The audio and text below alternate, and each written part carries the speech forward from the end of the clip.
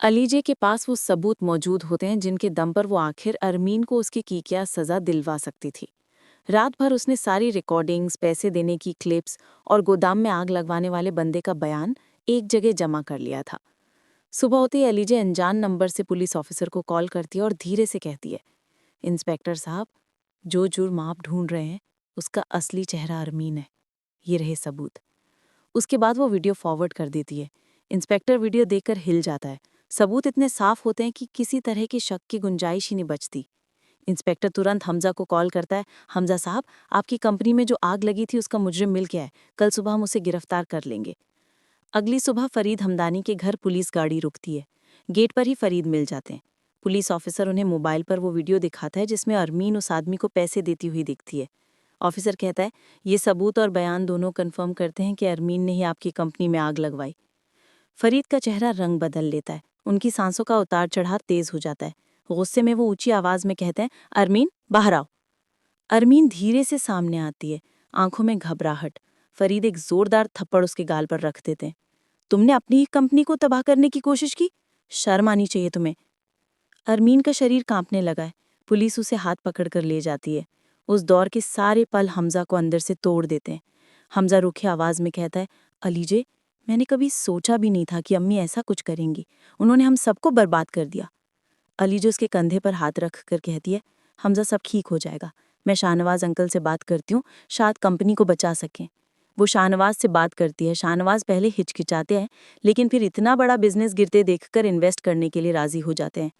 इधर जेल में भी अरमीन के खिलाफ एनजीओ में पैसों के घोटाला करने के सबूत सामने आ जाते हैं, जिसके बाद कोर्ट उसे 10 साल की सजा सुनाता है। इस फैसले की खबर पूरे घर में बिजली की तरह गिरती है।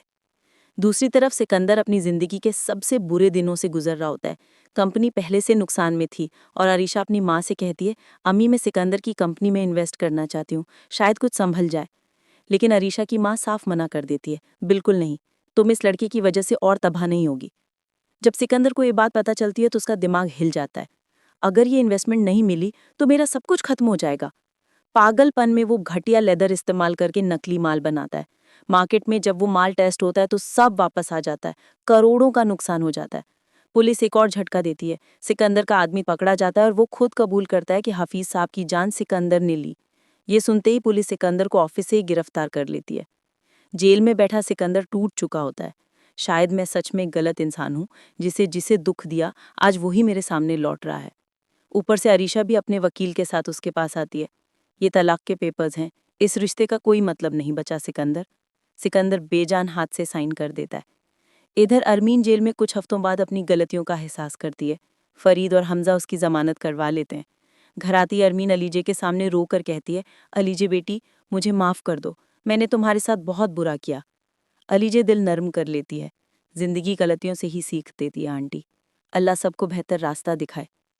अगला मोड़ तब आता है जब दायम और उसके घर वालों को निम्रा के रिश्ते के लिए बुलाया जाता है। फरीद को दायम पसंद आ जाता है। बातें जल्दी तय हो जाती हैं। निम्रा शादी की तारीख सुनकर अलीजे के पास जाकर कहती है, अगर आप ना होती ना तो मैं कभी शादी नहीं करती। मेरे लिए सब संभाला आपने ही है। दायम और निम्रा निकाह के वक्त एक दूसरे की तरफ देखकर कहते हैं, कबूल है। अगली सुबह अलीजे कमरे में सोती रहती है। हमजा उसे हिलाकर उठाने की कोशिश करता है। अलीजे, उठो, टाइम का ऑफिस हो रहा है। लेकिन अलीजे थकान से उठ नहीं पाती। हमजा घबरा जाता है। ये तबीयत ऐसी क्यों हो रही है? वो तुरंत डॉक्टर को बुलाता है। डॉक्टर चेकअप करके मुस्कुराता है। मुबारक हो, अलीजे प्रेग्नेंट है। हमजा कुछ पल के लिए खामोश रह जाता है। फिर खुशी से आसमान की तरफ देखकर कहता है, अल्हम्दुलिल्लाह, अल्लाह ने हमें दोबारा औलाद से नवाजा है। ये सबसे बड़ी खुशी है। घर में फिर से रोशनी भर जाती है। अरमीन, फरीद, सबकी आंखों में आंसू होते हैं।